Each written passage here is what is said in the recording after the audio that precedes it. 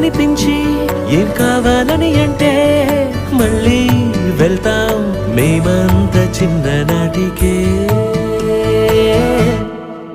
ఆ రోజులు మళ్ళీ రావు, ఈ రోజు